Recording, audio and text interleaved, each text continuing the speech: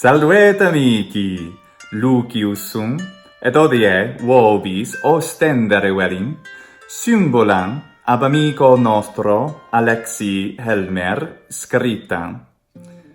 Et est apud sedem eius retialem, studium Angelopolitanum, nexus erit in descriptione huius pelliculae.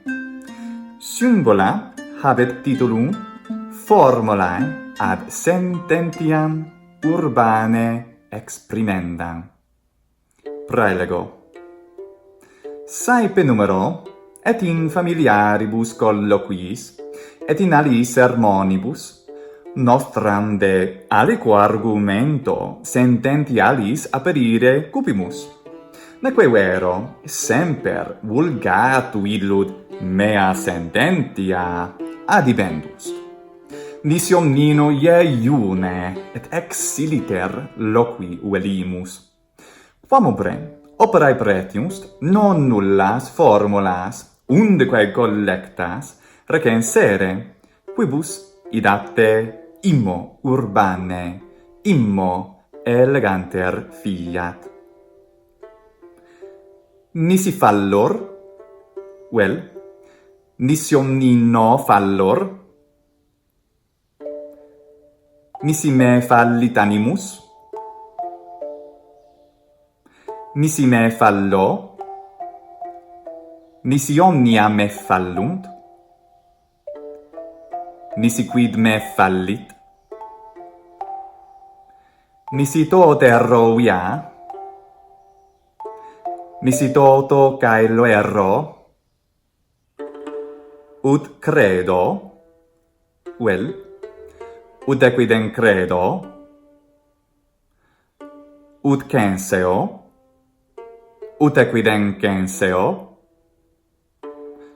ut mihi videtur, ut mihi quidem videtur, ut opinio mea est,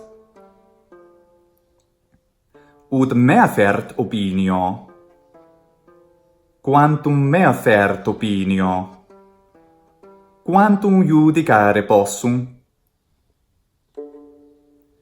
In hac sum sententia, ut mea sententia, mea quidem sententia, si quid mea sententia valet, quantum cognicere possum, quanto ego conjectur assequor, quanto ego conjectur auguror, et hic est finis huius symbolae. Et si brevis, non Guillielmus Shakespeare dixit, brevitato esse animum leporis.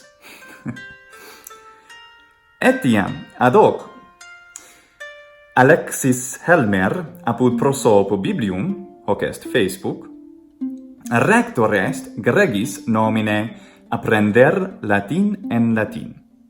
Est titulus Hispanicus scilicet, quod sibi verit discere Latine, et idi Alexis Helmer pelliculas praesenti transmissione in lucem edidit. Gratias quod spectavistis, nexus erunt in descriptione huius pelliculae. Valete.